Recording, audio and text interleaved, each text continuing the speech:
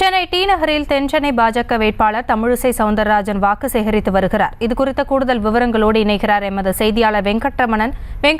வணக்கம், விவரங்களை வழங்கலாம். வணக்கம் ஹாசினி.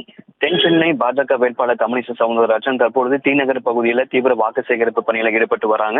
குறிப்பாக காங்கிரஸ் உடைய தேர்தல் அறிக்கையை கடுமையாக விமர்சனம் செய்திருக்கிறார். அதே போல தமிழகத்துல பாஜகவுடைய வளர்ச்சி என்பது நன்றாக இருக்கும் எனவும் அவர் செல்லும் இடங்களில் மக்கள் நன்றாக வரவேற்பு அளிப்பதாகவும் தெரிவித்திருக்கிறார். அதே போல தமிழகத்தினுடைய பாஜகவுடைய தேர்தல் அறிக்கை இன்னும் 2 நாட்களில் வெளியிடப்படும் என அவர் கூறியிருக்கிறார்.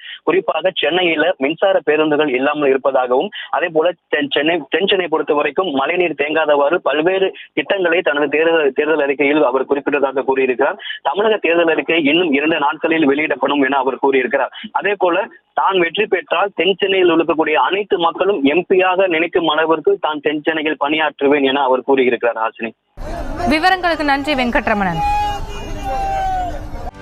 செய்திகளை உடனுக்குடனும் துல்லியமாகவும் தெரிந்து கொள்ள சப்ஸ்கிரைப் பண்ணுங்க.